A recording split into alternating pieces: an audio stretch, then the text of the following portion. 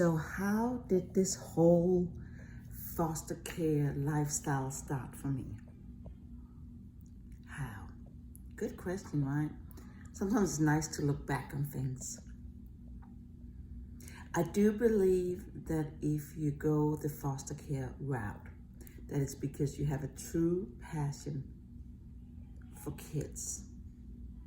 It's not a job, because it's much harder than a job. So it's more like a calling. If you think to yourself, I want to do foster care to make some money, you're in the wrong business.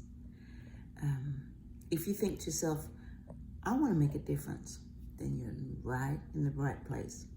Maybe money will follow, maybe they won't. But if you do it for the money, it's the wrong business, because there's not money in it. So how did we start? We actually started in Florida. I had, one day our oldest daughter, she came home and there was a kid in her class with, I think the dad went to prison and the mom couldn't take her and something like that. And she said, can she stay with us because she's going to the foster care system? And she's been crying all day in school. And we said, yes. So we went to school next day. I had been the PTO president, so we knew everybody, and we sat down and they had found an aunt that could take her. So we were like, okay, it's perfect. They have figured out. But it got us to thinking, there's so many kids out there. And we were willing to take her on that. And we had the room for it. So why not?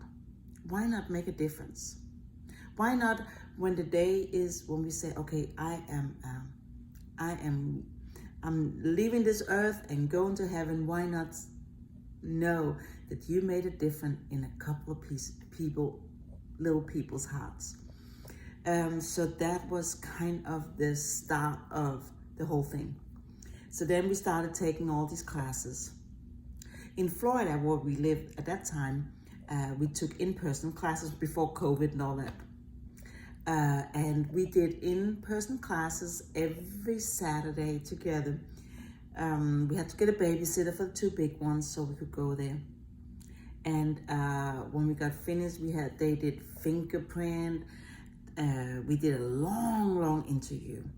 I want to tell you about that another day, about the foster care interview, because that is a good story.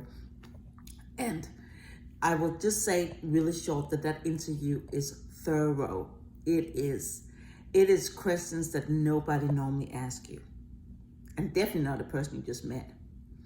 But then we got our foster care license, and I would say actually a couple of days before we got it, we already knew who was going to be our first kids, and we were super excited. We got the room ready.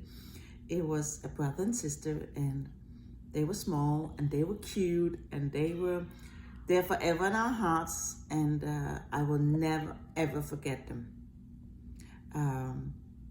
So we did foster care in Florida until we found out I was pregnant. I was 40 years old and pregnant, and we stopped when I was 7 or 8 months. At that point, we had also had some teenagers, and I'll tell you about that another day. Should you choose babies or teenagers? What's the difference?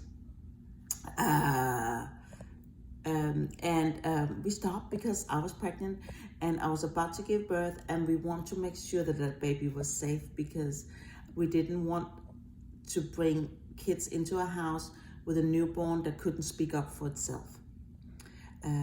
So when India turned 4, my husband was driving home he was going to police academy, and he called me.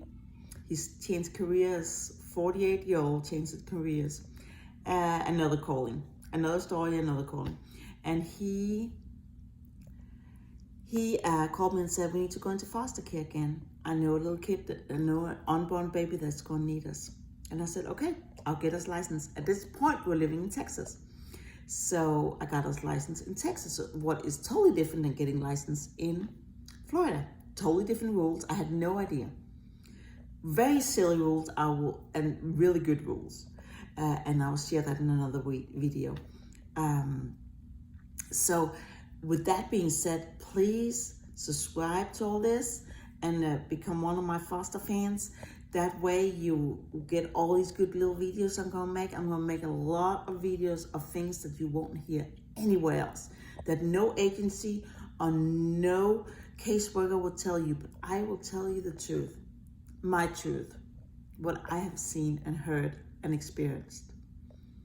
I will never show a kid because I'm not allowed to. I'll never explain how these kids look like. I will never explain the names or anything because it's not my story to tell their story. So I will never do that. But I will tell you things that you need to know to be a really good, educated foster parent. That's what I'm here for. I can't wait. I have so much I want to share. I have so much on my heart. And I hope that you'll give me a chance over to subscribe here, and I will post as many videos as I can find time to make. And last thing, so I got 3 kids myself, and right now I got 3 foster kids. I just want to tell that is for right now. And I'll tell you more about that another time. Thank you for watching this video.